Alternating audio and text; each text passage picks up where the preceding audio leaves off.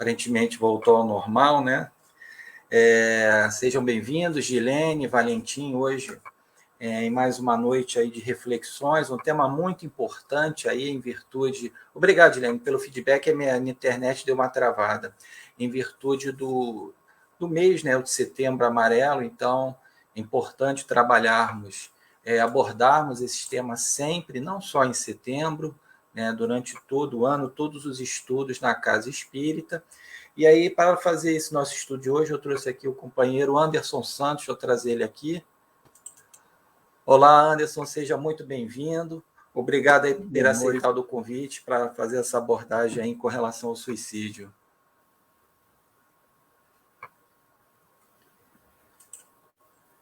Tá escutando, Anderson? Tô escutando. Ah, tá, ok, isso, ok. Ok, Boa noite. Obrigado. O Anderson é lá do Arautos, da Nova Era, em Madureira, se não me engano, na Estrada do Portela, eu já tive a oportunidade de ir lá, né, em reunião de Comércio, até foi lá onde eu tive a oportunidade de conhecê-lo. Então, vamos fazer a nossa prece inicial, que aí o Anderson vai discorrer sobre o tema, vai ter os slides, tudo bem embasado. Então, vamos lá, vamos fazer a nossa prece. Mestre amado, amigos espirituais, obrigado pela oportunidade de realizarmos mais um estudo do Evangelho à luz da doutrina espírita, que possamos aprender e possamos ser instrumentos dóceis da espiritualidade no auxílio àqueles que tenham ideações suicidas, que não estejam vendo sentido para a vida, e nós também, se porventura estivermos passando por essa dificuldade. Ampare a todos nós, em particular ao nosso companheiro Anderson Santos. Muito obrigado. Pedimos, então, permissão para iniciarmos o nosso estudo, que assim seja, graças a Deus. Muito bem, então vou deixar você. Olá, Márcio. Boa noite, Márcio. Prazer estar com você aqui. Vou entrar em contato contigo também, me aguarde aí. Tá? Então, Anderson, eu estou aqui nos bastidores, que você quiser passar o slide, é só tu me avisando, tá legal? Fica à vontade aí. Tá legal. Boa noite, meus irmãos. Nós estamos aqui com esse convite carinhoso para falar, a gente conversar um pouquinho sobre suicídio e uma abordagem também da doutrina espírita sobre a temática. Podemos começar, pode passar já o slide. Vamos usar aqui os slides, porque isso nos ajuda a encadear as ideias, tá? Primeira coisa que a gente quer sempre avisar, sempre lembrar, né, que o tema suicídio é um tema em que a doutrina espírita tem muito o que dizer, muito, muito, muito o que dizer, mas é necessário todas as pessoas que tenham as ideações suicidas, um desânimo, uma falta de motivo para viver, o auxílio do terapeuta, o auxílio profissional. Então, a doutrina espírita, ela sempre vai estar ao lado da ciência. E ela sempre será uma terapia complementar. Daí, a primeira coisa que nós devemos falar sobre essa temática é que não veja o psiquiatra, o psicólogo, o psicoterapeuta, o psicanalista como médico de maluco, nada disso. Nós todos precisamos mergulhar fundo em vários aspectos de nossa personalidade. E esses profissionais são as pessoas abalizadas para nos guiar nessa caminhada. Então, casos mais graves, casos mais urgentes, não negue essa ajuda a si mesmo. Procure o auxílio profissional. Ok? Próximo. A doutrina espírita, ela vai falar para nós de um fenômeno que é o suicídio. E uma das coisas que até nós espíritas precisamos rever, né, muito dessa temática do suicídio, é a coisa que me surpreendeu ao estudar esse tema. Do ponto de vista científico, 90% dos casos de autoextermínio, de tentativa de autoextermínio, são diagnosticáveis e tratáveis.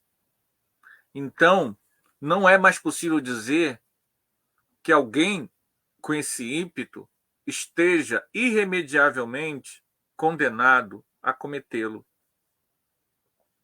E isso me surpreendeu muito quando a gente foi estudar o tema. Saber que 90% dos casos são tratáveis, gente. Ou seja, é possível evitar, sim.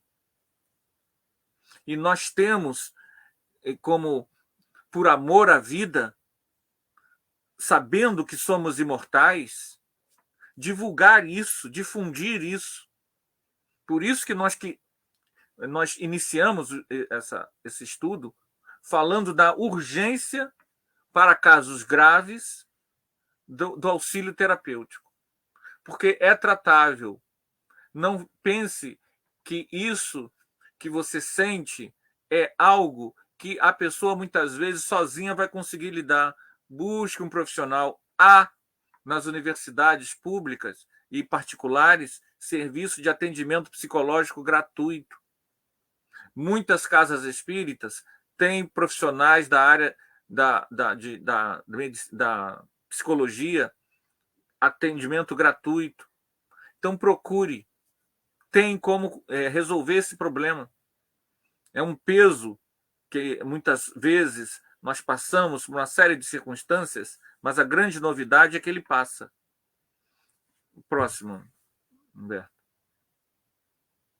Então, nós estamos no mês de Setembro Amarelo, mês da prevenção do suicídio. E nós temos o 188, que é o CVV, que atinge todo o Brasil, é gratuito. O CVV já existe há décadas, inclusive está precisando de voluntários. E todas as pessoas que já precisaram do CVV, o que o CVV faz? Ele escuta.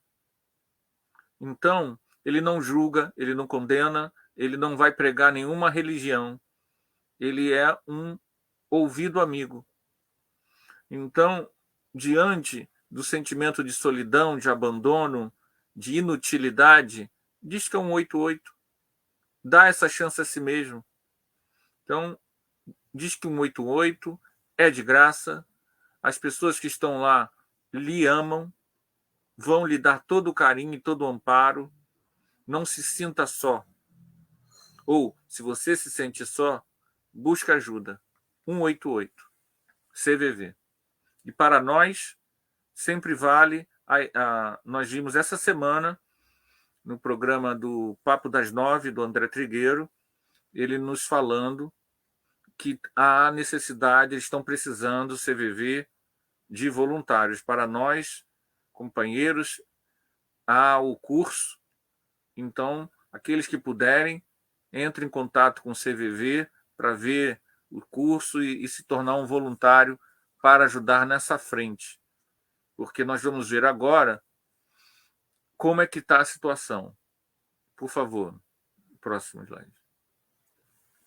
A cada 40 segundos, uma pessoa se mata, totalizando quase 1 milhão por ano. Vale entre 800 e 850 mil, 900. Varia de ano para ano, mas sempre uma média muito alta de pessoas que morrem por ano. Estima-se que mais de 10 milhões de pessoas tentem suicídio a cada ano. Olha só, gente. 10 milhões de pessoas. Isso é muito alto. Desses 10 milhões, 1 milhão consegue. De cada suicídio, 6 a 10 pessoas são impactadas diretamente, sofrendo consequências difíceis de serem reparadas. Próximo. No Brasil, a média de brasileira é de 6 a 10 mortes por 100 mil habitantes. A média mundial, de 13 a 14.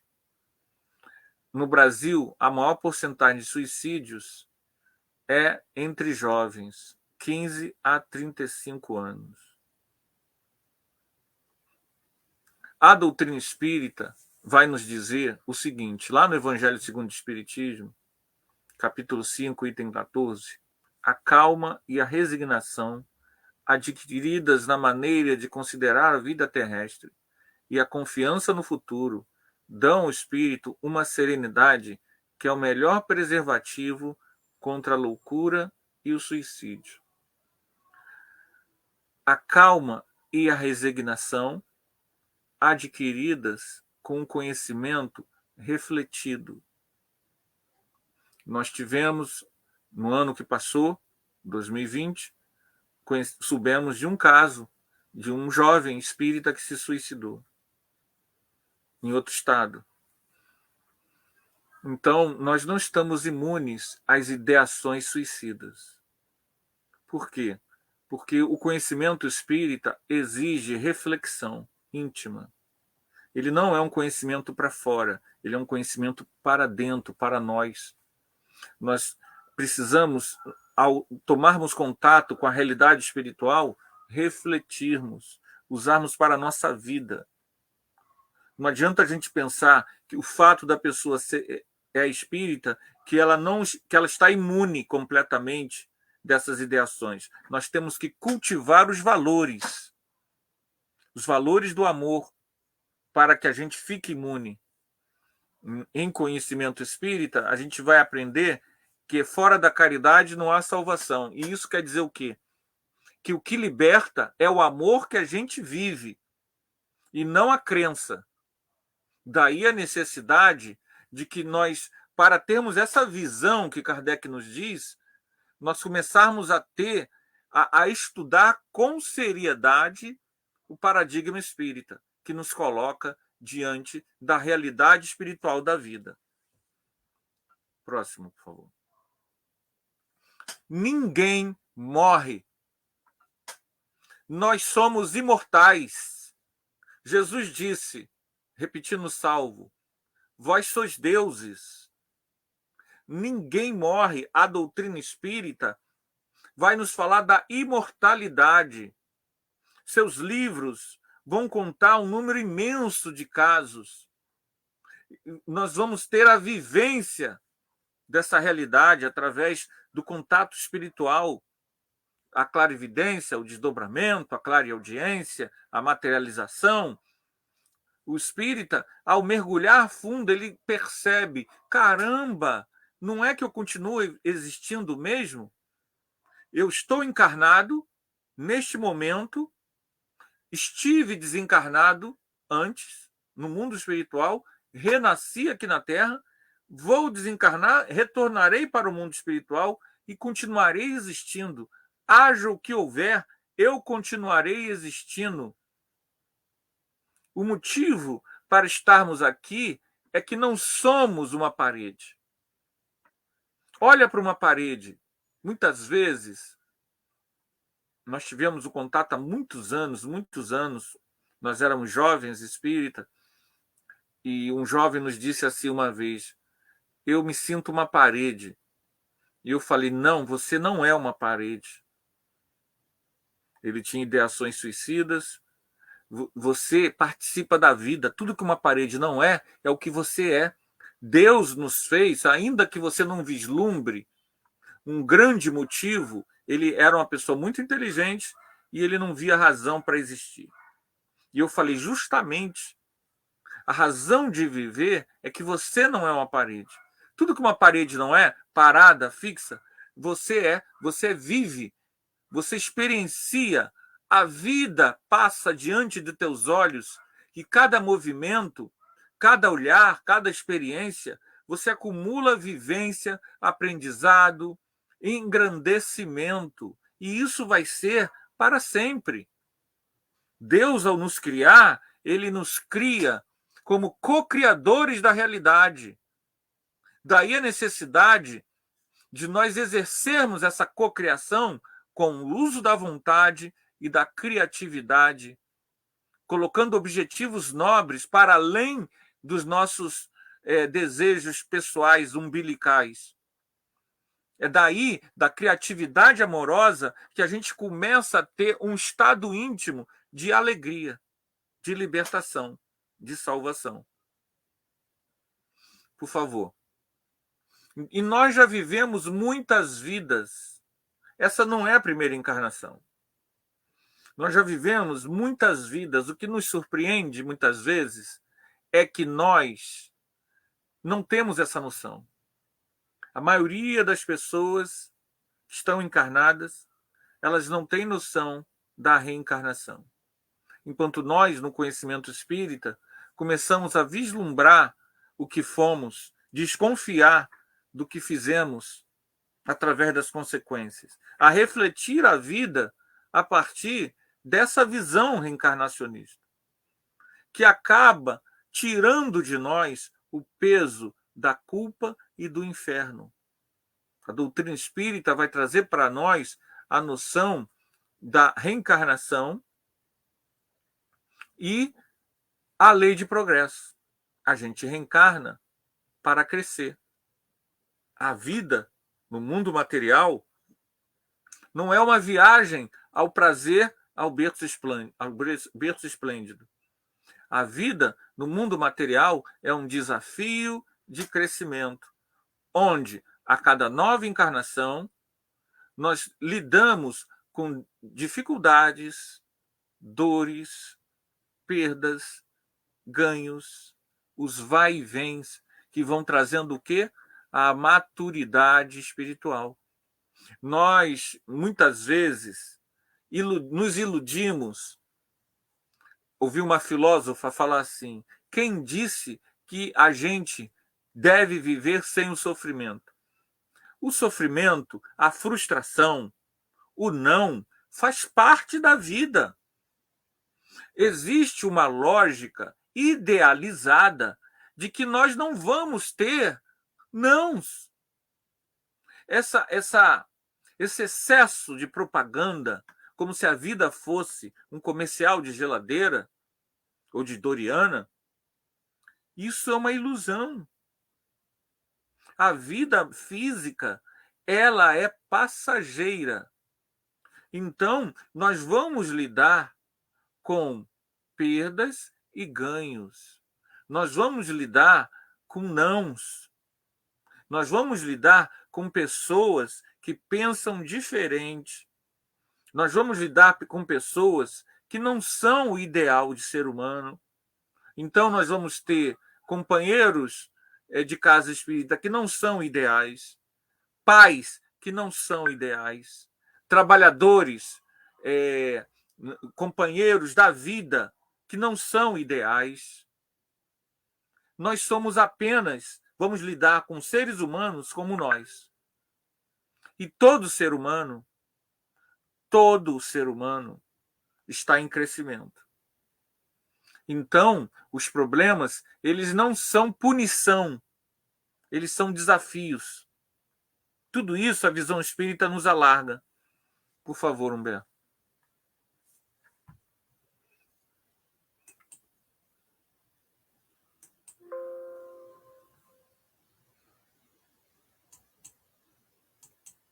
Emmanuel afirma, pela psicografia de Chico Xavier, que assim como a aranha vive no centro da própria teia, lembra a aranha? Ela vive no meio da teia, né?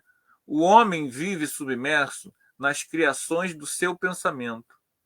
É uma imagem muito feliz, pois o espírito pensando ininterruptamente, a gente está sempre pensando, a gente é uma máquina de pensar, nós afetamos com nossa vibração, com esses pensamentos, com esses sentimentos, com essas emoções, o mundo em que vivemos. E é justamente essas vibrações que estabelecem conexões com ondas mentais, pensamentos, formas de pensamentos, pessoas afins, encarnadas e desencarnadas. E aí o que acontece? A necessidade da gente saber que nós atraímos felicidade ou angústia conforme o nosso desejo e as nossas ações e as nossas palavras. Daí a necessidade da mente otimista. Não há necessidade de um pessimismo. Estamos aqui numa jornada de crescimento e de aprendizado. Sim, estaremos lidando com muitas circunstâncias críticas que nos são colocadas para que tomemos as decisões ideais. Usamos o livre-arbítrio para a construção de um mundo interior novo, mas não devemos olhar o não da vida como uma espécie de não para definitivo, porque o pessimismo ele atrai energias afins. E um capítulo do Conhecimento Espírita nos fala da influência do mundo espiritual. Há um processo dentro das ideias suicidas, derrotistas, que é a presença de espíritos desencarnados. Mas a ideação suicida, ela nasce no íntimo da alma humana. A obsessão, ela é uma realidade que, na maioria das vezes, é consequência e não a causa. É o estado íntimo, que deve ser buscado, um estado íntimo de melhoria, busca médica, socorro, mudança de visão de mundo, é que permite a atração obsessiva. Ela existe e é um fato. A obsessão é uma das maiores tragédias que nós vivemos na humanidade. Nós não temos ideia do alcance do processo de assédio coletivo que toma conta de nossa sociedade hoje em dia. Mas, assim como o problema lá da ideação suicida é tratável, a obsessão espiritual também o é. E a obsessão espiritual é tratável sem necessariamente você precisar ir a um terapeuta. Você pode tratar a obsessão espiritual mudando sua forma de ver o mundo, colocando mais alegria, mais amorosidade e, sobretudo, sendo mais útil ao mundo em que você vive. A oração, a meditação, um olhar mais benigno para com as pessoas, você ser mais perdoador dos outros e usar sua criatividade para a construção de coisas boas para os outros, tudo isso edifica e são profilaxias que nos ajudam a não cair no abismo obscuro das ideações obsessivas. Então, o conhecimento espírita, ele realiza em nós um crescimento. Outra coisa, o outro, gente, muitos dos problemas do suicídio tem a ver com a decepção amorosa, afetiva, sobretudo nos jovens. Tem a ver com a frustração, muitas vezes, da incompreensão dos pais, da intolerância do meio. Né? Há pouco tempo nós soubemos de um caso de as redes sociais, o problema das agressões em redes sociais levaram o jovem ao suicídio. E como é que você fala para um jovem, 14, 13, 12 anos, que ele não deve dar valor ao que as pessoas dizem, porque essas pessoas estão espiritualmente doentes? Nós temos que falar aos quatro cantos. Você é imortal. Não tire sua vida, porque você não morre. O outro não é o definidor de quem nós somos. Nós somos. Você é luz, é raio, estrela e luar, como diz na música. Você realmente é luz. E você é imortal. E você vai viver de novo. Então, se matar não resolve o problema. Tenha consciência disso.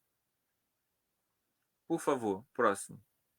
Nunca existiu uma pessoa como você antes. Deus, o Criador de tudo que existe, a causa primária de tudo que existe, ele gosta, ele ama, ele faz a diversidade. O amor, ele só existe quando nós amamos o diferente de nós. Enquanto você só ama os seus, ainda é um amor tribal. Quando você universaliza o seu sentimento, você começa a entender a criação divina, porque nenhuma folha de árvore, essa árvore que está aí na frente da sua casa, olha ela lá, pega uma folha dela e olha. Então, digamos que ela seja uma mangueira. Nenhuma folha de mangueira no mundo é igual àquela folha. Aquela folha, ela é única. E isso eu estou falando de uma folha de árvore caída no chão. Imagina nós, que somos um espírito individualizado. Nós somos únicos.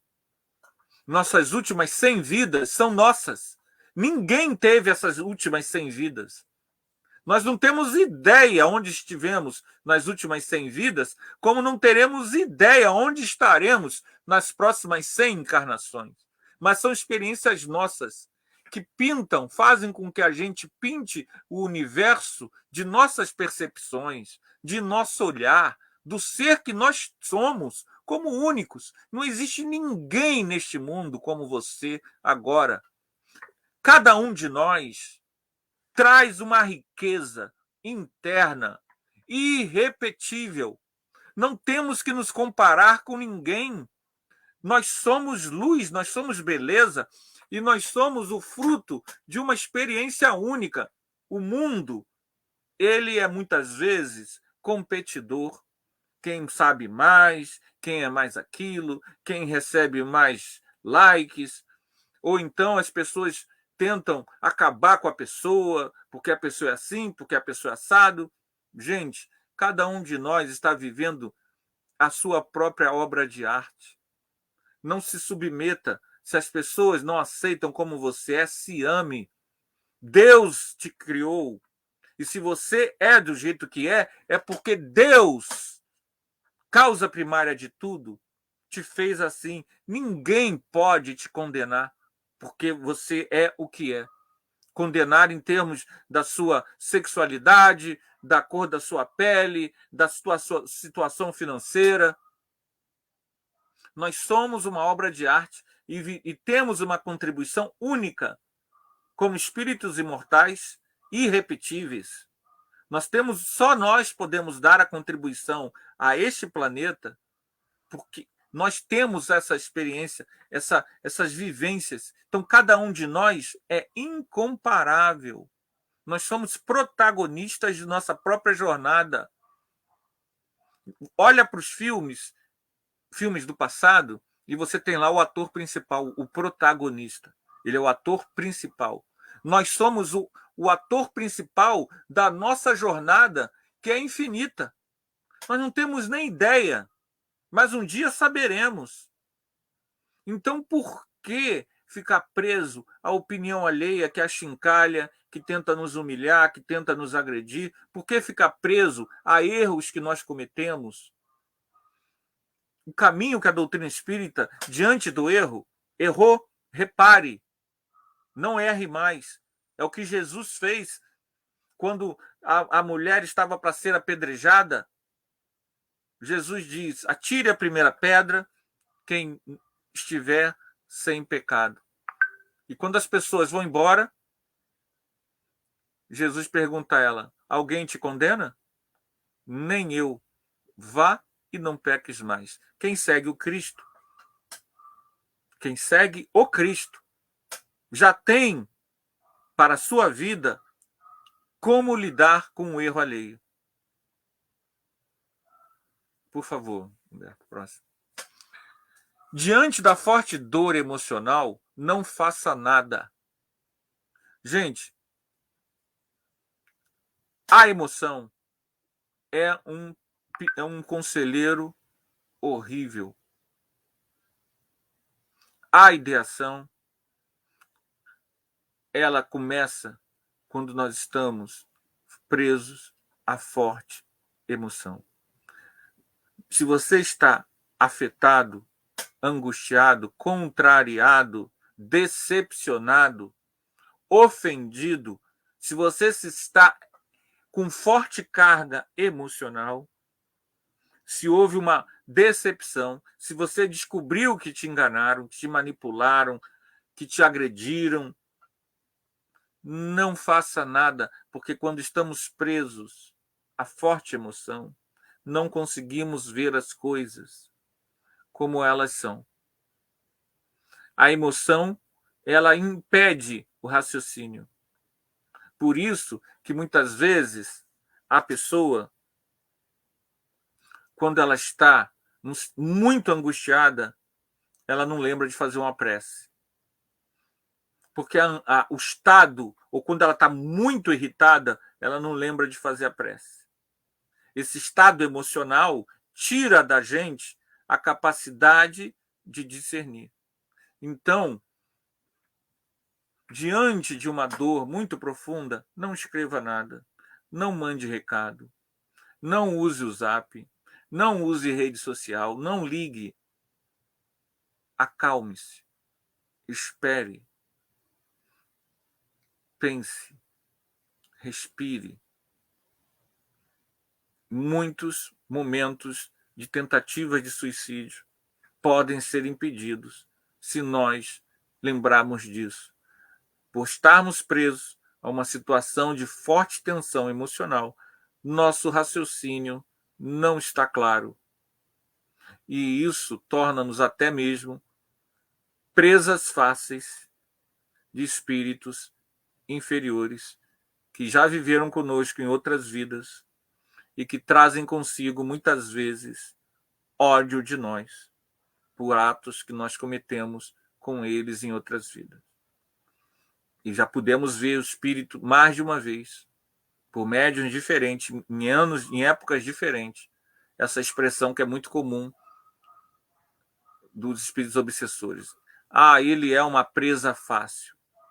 Por quê? Por que nós nos tornamos presas fáceis ao processo obsessivo?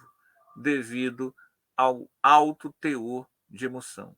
O cuidado, a meditação, a oração, o auto perdão, porque todos nós cometemos erros. Não existe essa coisa de achar que nós vamos ser perfeitos porque temos o conhecimento espírita. Não, não somos. Somos apenas o que nós somos. Não podemos idealizar diante da realidade da vida. Nós não podemos viver uma vida idealizada. Nós temos que colocar o conhecimento espírita no cotidiano da vida, mas não jogar e projetar nos outros uma idealização fictícia. E muitas vezes você idealizado causa no outro que te idealizou uma decepção. Ou a gente que idealizou, a gente se decepciona, quando na verdade a lei é de progresso.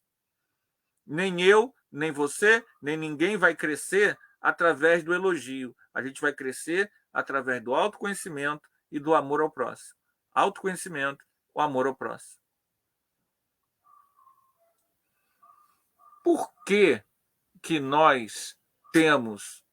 De onde nasce, Kardec perguntou lá no Livro dos Espíritos, o desgosto da vida?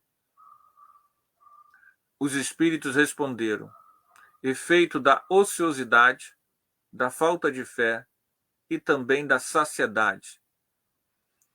Para aquele que usa de suas faculdades com fim útil e de acordo com as suas aptidões naturais, o trabalho nada tem de árido e a vida se escoa mais rapidamente. Ele lhe suporta as vicissitudes com tanto mais paciência e resignação quanto obra com o fito da felicidade mais sólida e mais durável que o espera. A resposta, gente, ela é muito clara. A ociosidade, ela cria o desânimo. Já perceberam que a pessoa mais cansada é aquela que não faz nada? Então, a criatividade, a participação em qualquer coisa, um objetivo de vida, um ideal, é uma terapêutica maravilhosa para vencermos as ideações de suicídio, de desgosto da vida. A saciedade, o que é a saciedade? É você... Opa, minha câmera...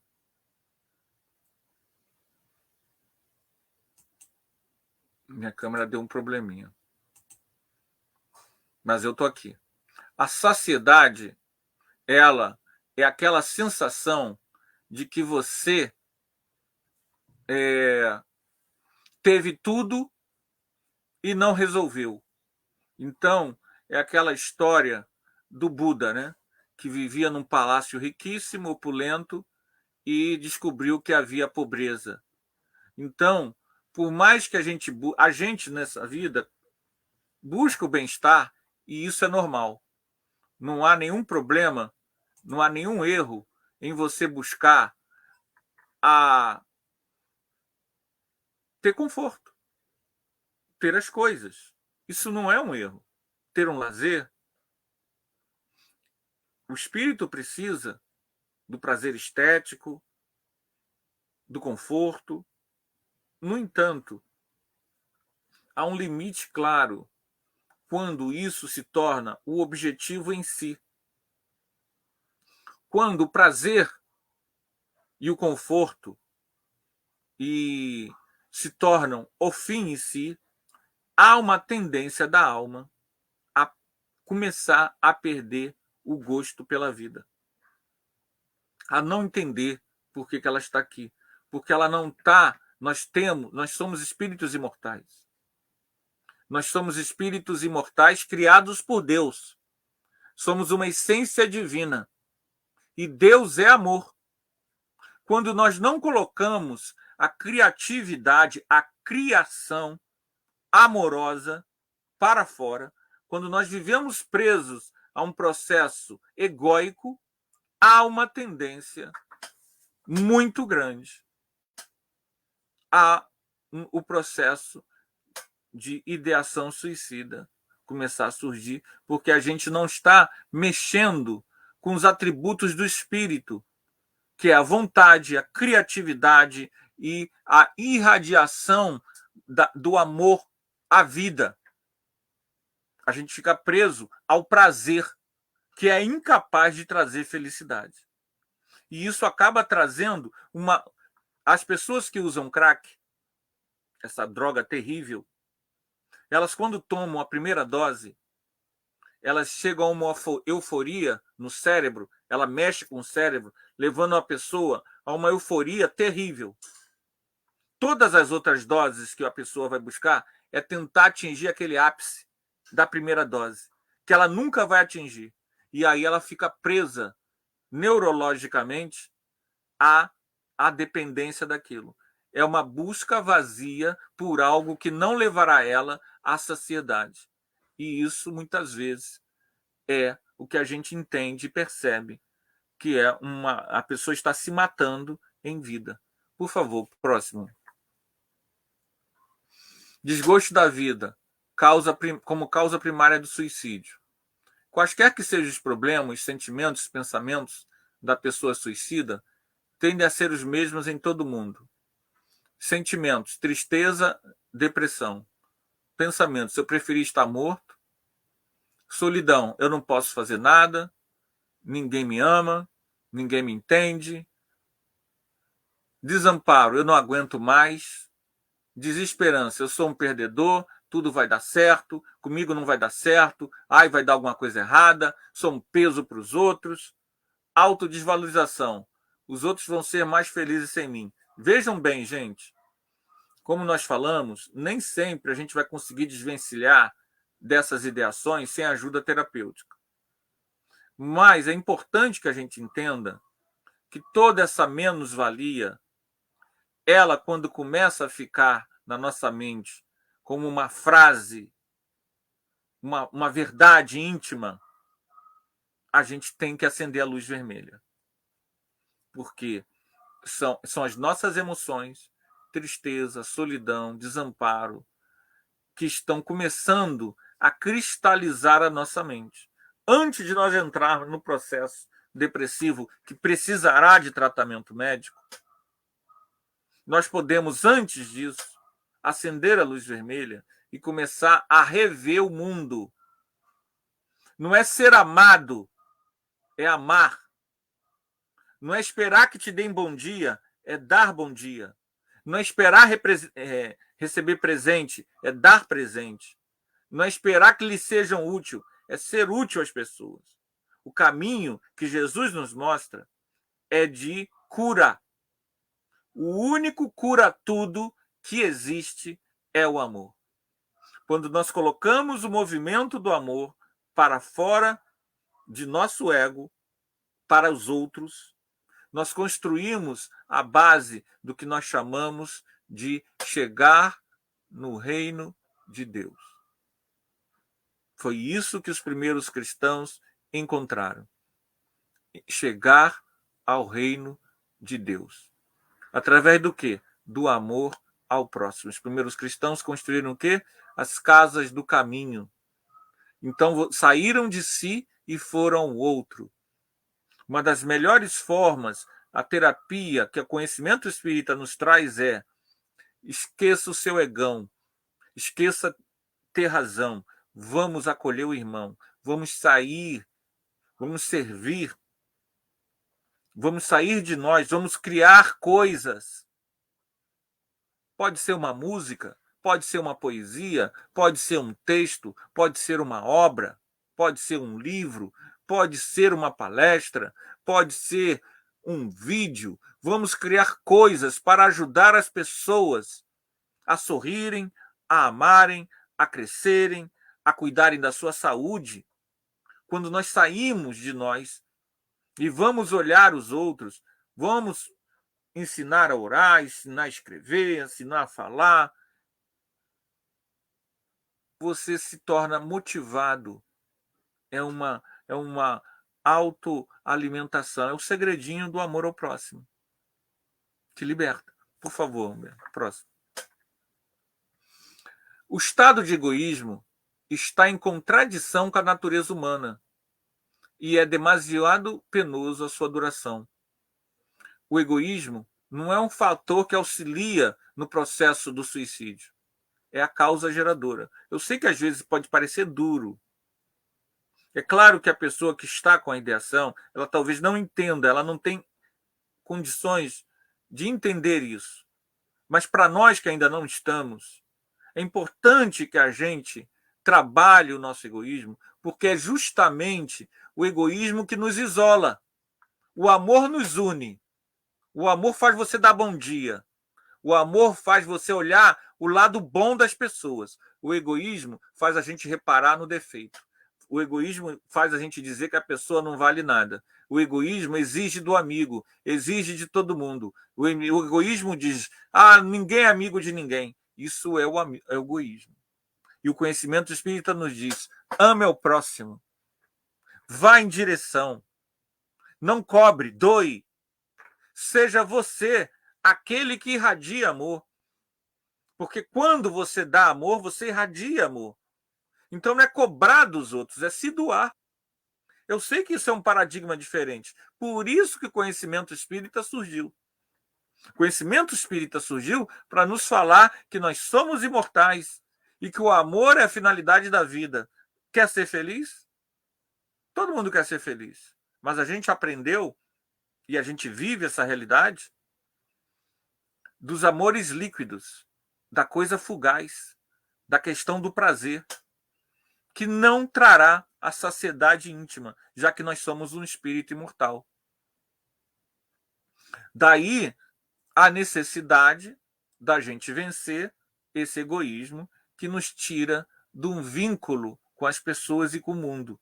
A gente cobra do mundo, a gente se sente abandonado pelo mundo, quando, na verdade, dentro do possível, nós devemos ir ao mundo, ter compaixão por as pessoas, não nos amarem como nós gostaríamos, não entenderem como nós gostaríamos, de não serem o que nós queríamos, de nos deixarem. Mas vejam bem, como você pode obrigar alguém a ficar com você porque você quer?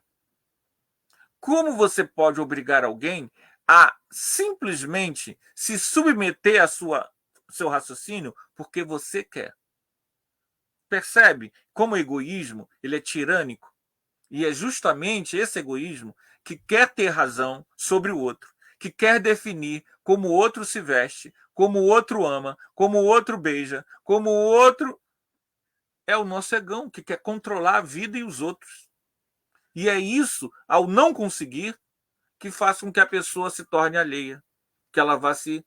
Quando ela quer impressionar todo mundo, como ela recebe vaia, aí ela, caramba.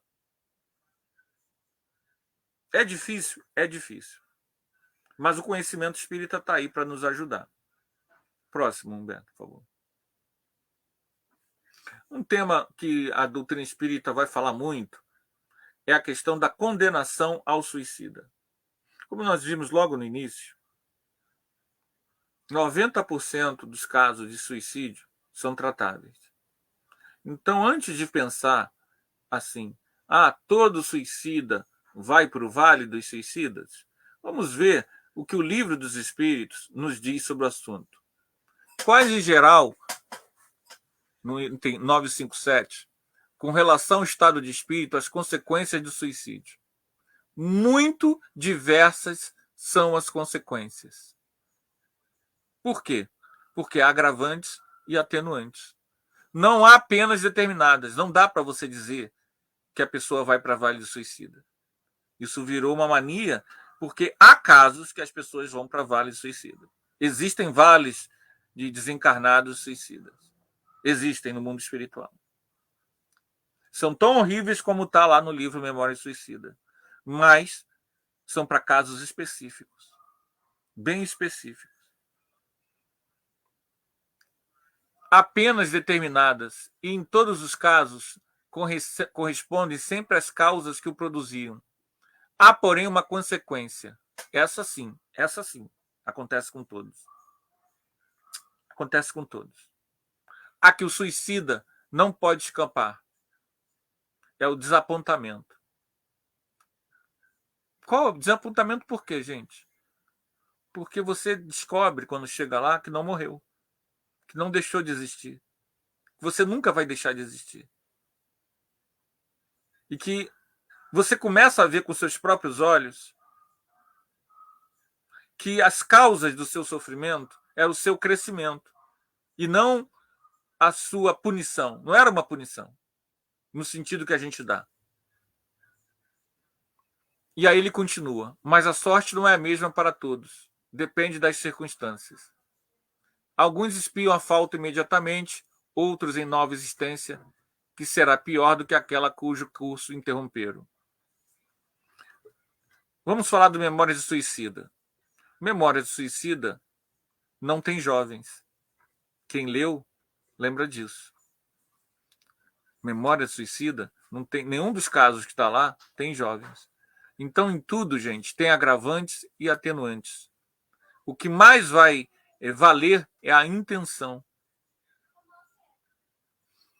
O sofrimento do processo do suicídio, ele poderá ser angustiante lá na realidade espiritual, com agravantes e atenuantes, também pelo que a pessoa foi em vida. E as suas outras vidas passadas também contam. Mas, de qualquer maneira, na sua próxima vida, virão as cicatrizes perispirituais. O perispírito, ele é um ordenador biológico. Ele é um modelo organizador biológico. E ele organiza a nossa genética. É a paragenética. Então, em geral, o suicida, independente do que ele passou na realidade espiritual, que vão entrar os agravantes, os atenuantes, ele tem uma encarnação mais curta logo depois. Ele vive alguns anos num processo de purgação perispiritual para limpar essas cicatrizes. Então é comum que pessoas que se suicidam tenham encarnações curtas logo depois. Não dá para dizer que é todo o caso. Mas, justamente, nós conhecemos um caso de um jovem que se suicidou e hoje ele reencarnou e não teve nenhum traço. E por que aquele jovem que ele se suicidou, se nessa encarnação ele não está com nenhum traço assim? Porque, na verdade, ele, depois daquele suicídio, ele teve 2 pequenas encarnações dolorosas, de vida muito curta, onde ele, aqueles traços, numa vida, uma de até 2 anos de vida que ele desencarnou, e uma outra até os 8 anos, em que ele purgou aquele processo do suicídio que nós vimos nessa vida. Nós vimos esse jovem se matar nessa vida. Nós éramos jovens também. E depois soubemos que ele teve outras 2 vidas em que ele purgou. E hoje ele é jovem. E é um jovem estudioso. Está muito bem. Mas nessa brincadeira, para ele, todas as circunstâncias, a gente que viu as causas que levaram ele ao processo de suicídio, lá nos anos 80, ele desencarnou, mas ele continuou existindo. Ele reencarnou com uma encarnação difícil, viveu 2 anos, desencarnou, reencarnou de novo, outra encarnação difícil, viveu mais 8 anos. Agora ele reencarnou, é um jovem, bem jovem, não traz nenhum traço, mas os problemas que ele... É impressionante, gente. Os problemas que ele passou, que levaram ele, naquela época, ao processo do suicídio, retornaram. E nós pudemos ajudar, e esse jovem, se Deus quiser, já passou por aquela idade, que foi a idade crítica, passou pelos mesmos problemas, nós vimos os mesmos problemas. Só que dessa vez, um dos diferenciais é que os pais eram espíritas e ele era um jovem espírita. E aí, quando as circunstâncias que para ele eram terríveis, para nós, a gente olha o problema do outro e não vê, mas para ele era problema terrível. Quando ele passou pelas circunstâncias, ele tinha dentro de si os valores espirituais e, graças a Deus, ele passou por essa prova. Graças a Deus. E assim passaremos todos nós, se usarmos o conhecimento espírita, não para nos converter, mas para crescer. O próximo.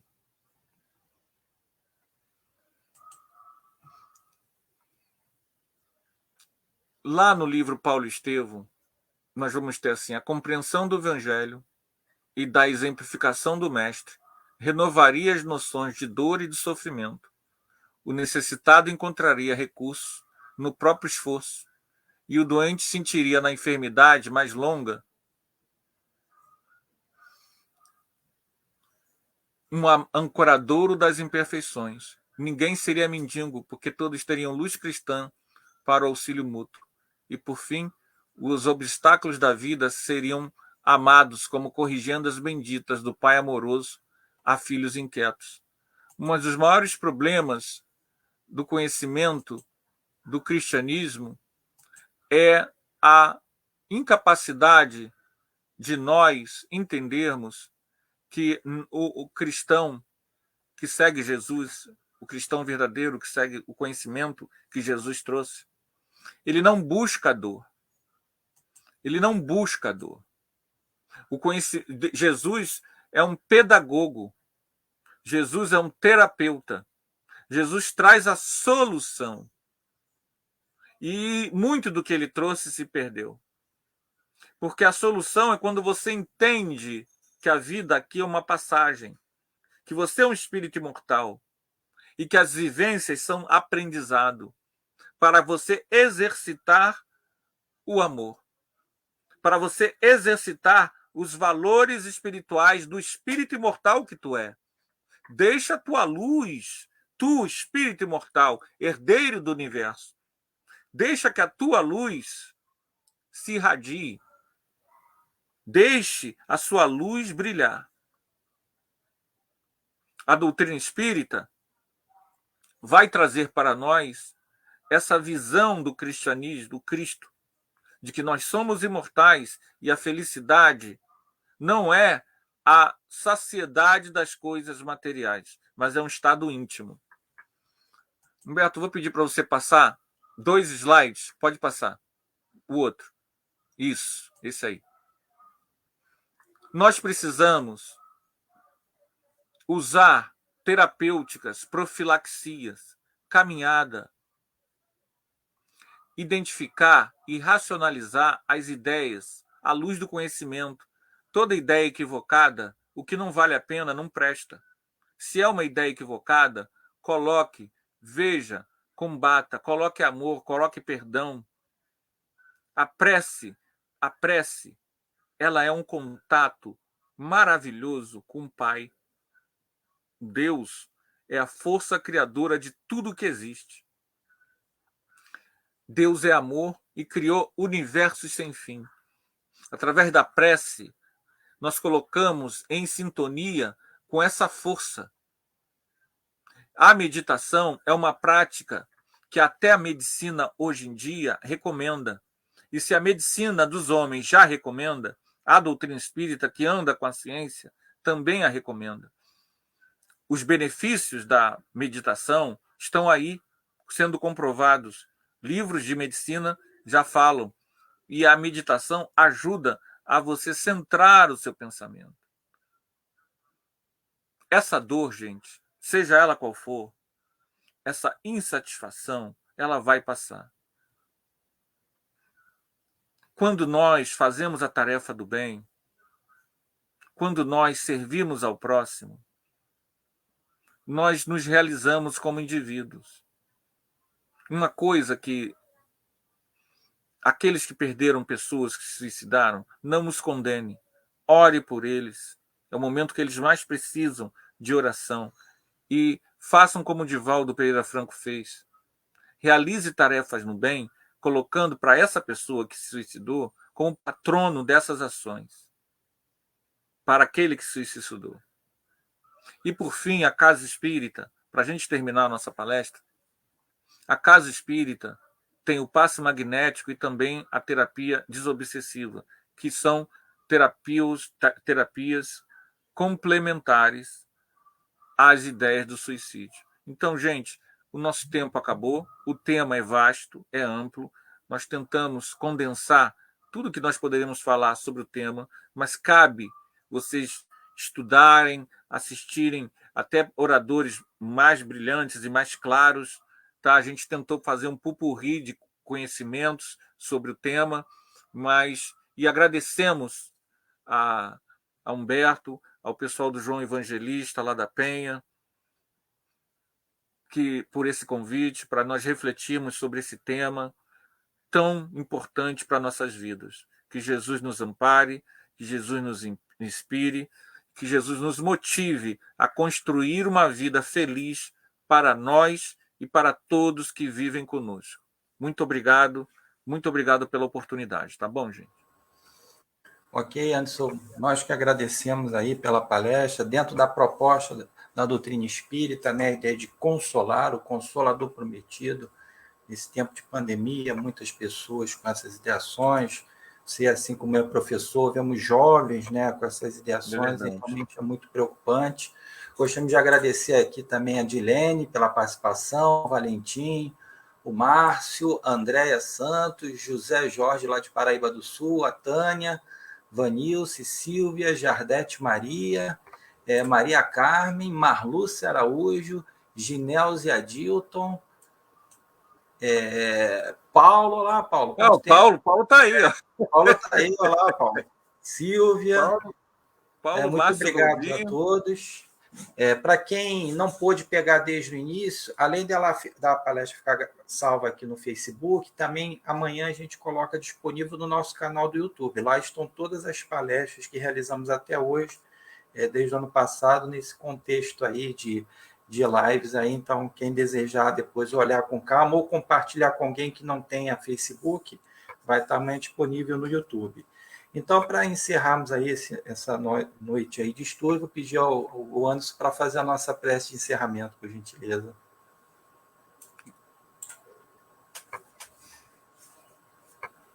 Amado Mestre Jesus, é com alegria, Jesus, que nós suplicamos o teu amparo e a tua misericórdia.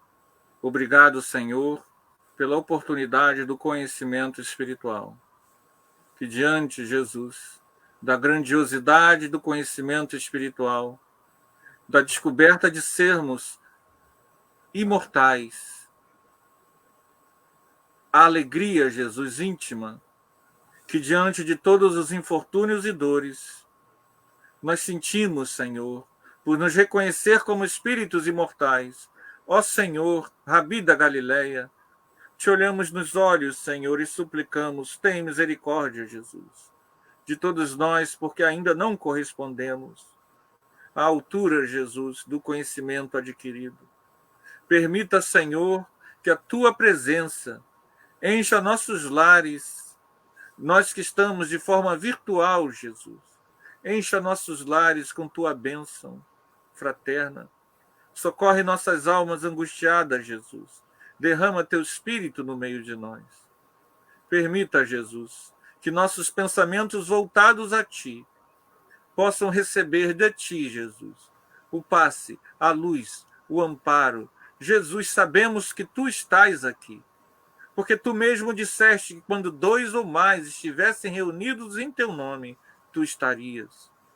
E suplicamos, Senhor, invade nossas casas, adentra nossos espíritos, que nós possamos nos mergulhar em ti e vencer, Jesus, este homem velho. Auxilia-nos, Senhor, na caminhada desta encarnação. Socorre, Jesus, a todos que estão angustiados e presos em suas dores. Suplicamos, Senhor, que a tua presença esteja no meio de nós, hoje, agora e sempre. Que assim seja. Graças a Deus. Então, obrigado a todos aí. Tenham todos uma boa noite, um excelente final de semana. Anderson, mais uma vez, muito obrigado aí pelo estudo. Eu que agradeço a oportunidade. Tchau, gente.